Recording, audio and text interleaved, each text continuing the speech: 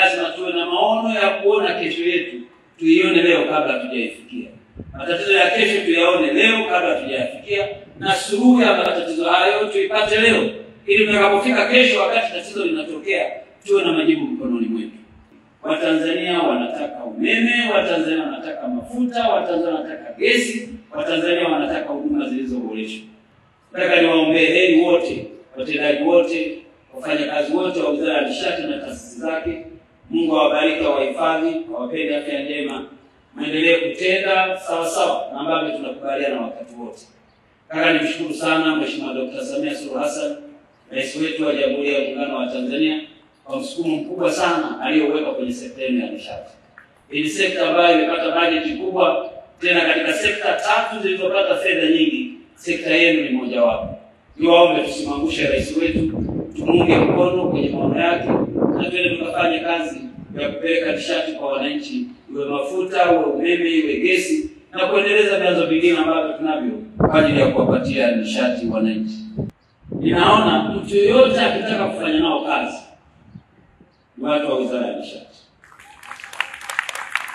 Na sisemi hivi kwa pamba, kwa sababu kwa miaka miwili tuliyokuwa nayo, kuna mahali tuliduniana, kuna mahali kulikuwa tunaangaliana kwa jicho la pembeni, kulikuwa na mtikisiko hapa na pale, kuna wakati wa kucheka ulikuwa mdogo sana, lakini tulizuia kulaumiana.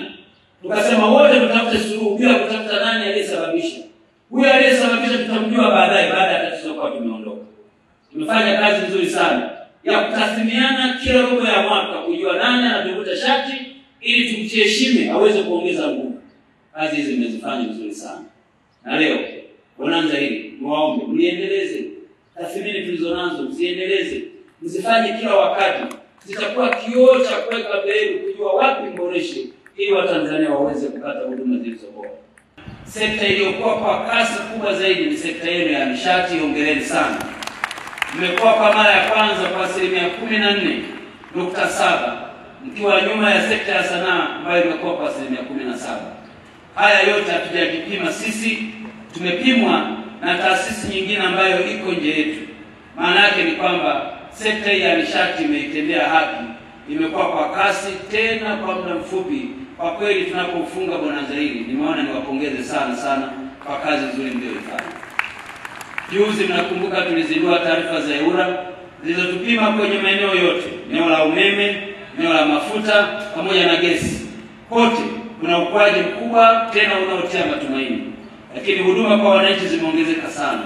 Ukatikaji wa umeme umepungua sana, na upelekaji wa umeme kwa wananchi umeimarika sana. Huduma kwa wananchi kutoka kwenye kituo chetu cha mito zimeimarika, na wananchi sasa wana uwezo wa kutoa taarifa zao bure bila kutajiwa chochote. Haya ni mapinduzi makubwa mlioyafanya kwa muda mfupi. Mungu awabariki sana, hongereni sana.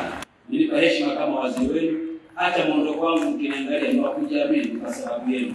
Nimesimama juu ya mabega yenu. Mungu awabariki sana na watakia kila laheri. Mwaka wa fedha unaokuja uwe mafanikio, tukatende haki, tuwe na matokeo makubwa zaidi, ili sekta yetu ya nishati iwe nyenzo muhimu ya kukuza uchumi wa watu wetu na kuwaondolea umaskini.